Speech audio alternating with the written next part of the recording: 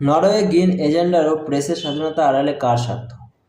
Indian governance Indian government আর ডিপ্লোম্যাটরা Norway গেছে। Norway আসলে press freedom index number 1, কিন্তু আসলে এরা খুব বড় দ্বিচারী ও ভণ্ড। এখন নরওয়ে সেই ভণ্ডামির হাটে হাড়ি ভাঙবো এখানে, শুনুন তাহলে। নরওয়ে একজন মহিলা সাংবাদিক মোদিজিকে বলেছিল, মোদিজি আপনার জন্য পৃথিবীর সব থেকে বড় স্বাধীন প্রেস প্রশ্ন আছে, এবং যথারীতি মোদিজি ওনাকে উত্তর দেয়নি এবং নরওয়ের প্রধানমন্ত্রীও উত্তর দেয়নি। ওনাদের একেবারে অহংকারে লেগে গেছে। তারপর এটাই নরওয়ের ওই প্রেসের হেডলাইন হলো, মোদিজি প্রেসকে ভয় পান, কেন উত্তর দিলেন না?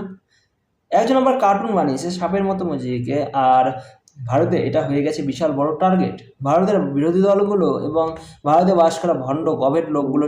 এবারে বলি নরওয়ের খুব তিক্ত সত্যি। নরওয়ে যে হিউম্যান রাইটস আর এসব গ্রুপকে খুব জোরদারভাবে চালায়, খুব সুখী দেশ, হ্যাপিনেস আর গ্রিন, আমরা তো একদম দূষণ করি না। তিক্ত সত্যটা জানেন কি? ভাবুন তো, নরওয়ে এমন একটা দেশ যা সমুদ্রের পাশে আর একদম কোনায় আছে, মানে ম্যানুফ্যাকচারিং আপনি করতে পারবেন না। এদের বেশিরভাগ সম্পদ বা কর্মসংস্থান আগে মূলত মাছ ধরা বা ট্যুরিজমের উপরেই ছিল, কিন্তু তারপর হঠাৎ এরা বিশ্বের সবচেয়ে ধনী দেশগুলির মধ্যে চলে এলো। কিন্তু কিভাবে এলো? 1990 সাল থেকে এরা সমুদ্র আর আশেপাশে থাকা প্রচুর মাত্রায় তেল তুলেছে এবং 2 ট্রিলিয়ন টাকা কামিয়েছে। এখন রাশিয়া ইউক্রেন যুদ্ধ হলো, তাতেও এরা মোটা টাকা কামিয়েছে। যখন তেলের সমস্যা হয়ে গেল, তারপর সেই $2 ট্রিলিয়ন একটা ফান্ডে রেখে দিল, যাকে বলে গভর্নমেন্ট পেনশন ফান্ড গ্লোবাল, কিন্তু এর আসল নাম হলো অয়েল ফান্ড। এখন পৃথিবীকে বলে, তেল খরচ করো না ভাই, তেল ব্যবহার করো না, এতে কার্বন এমিশন দূষণ হয়। দেখো, আমরা তো গ্রিন ভেহিকল চালাই, ইভি চালাই, নিজেরা সেই তেলই পৃথিবীকে বিক্রি করি, আবার বলে তেলের গাড়ি চালিও না, খরচ করো না। এটা ভণ্ডামি ছাড়া আর কি? এখন সেই $2 ট্রিলিয়ন ফান্ড থেকে অনেক এনজিও আর অনেক এনভায়রনমেন্ট অ্যাক্টিভিস্টকে ফান্ড করা হয়, যারা নাইকির জুতো পরে, নাইকির বিরুদ্ধে প্রোটেস্ট করে। এরা সবাই এখান থেকে ফান্ড পায়। ওরা খুব ভালো করেই জানে যে শুধু তেল দিয়ে তাদের কাজ চলবে না, তাই ওরা কি করলো, চুপচাপ অনেক টেকনোলজি ইনভেস্ট করে ফেললো, যার মধ্যে সবচেয়ে গুরুত্বপূর্ণ এখন আপনি বুঝবেন। এরা গোটা বিশ্বকে পরিবেশ সুরক্ষার নামে জোর করে গ্রিন টেকনোলজি ব্যবহার করো, গ্রিন গ্রিন গ্রিন বলে চিল্লায়। কিন্তু তার জন্য কি লাগবে? গ্রিন ফুয়েল মানে হাইড্রোজেন। হাইড্রোজেন কিভাবে পাবেন? যখন আপনি জলের মলিকিউলকে 2 ভাগে ভাঙবেন, তখন হাইড্রোজেন পাবেন।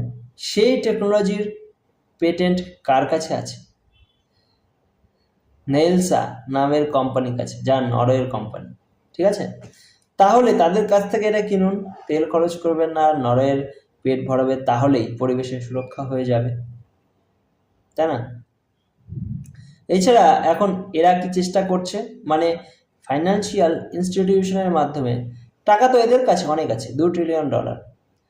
ব্ল্যাক রক, ভ্যানগার্ডের সঙ্গে মিলে এরা কী করে, যে কোনো কোম্পানি যদি কার্বন এমিশন করে, বিশেষ করে ভারত আর আফ্রিকার ডেভেলপিং দেশগুলোর কোম্পানিগুলো, তাহলে তাদের নিজেদের কার্বন ক্যাপচার করতে হবে, নিজেদের কার্বন ধরে রাখতে হবে। সেই কার্বন ক্যাপচার করার, কার্বন ডাইঅক্সাইড ক্যাপচার করার টেকনোলজি কার কাছে আছে? নরওয়ে আকসারসাস নামের কোম্পানির কাছে। এবার বুঝলেন কত বড় ধান্দাবাজি? আর ভারতের অশিক্ষিত চামারগুলো চিল্লিয়ে মরছে কিছু না জেনেই। একই সঙ্গে মজার ব্যাপার হলো, যারা কার্বন এমিশন নিয়ে এত বড় কথা বলে, তারাই ডিপসি মাইনিং করছিল। 2025 সালের আশেপাশে বিজ্ঞানীরা এদের হাত জোর করে পা ধরে বলেছিল, এটা করবেন না, কারণ আমরা মানুষ যে 25% কার্বন ডাইঅক্সাইড উৎপন্ন করি, তা সমুদ্রেই যায়, সমুদ্র সেটা গিলে ফেলে। সমুদ্রে খনন করে সেই দরজা খুলবেন না।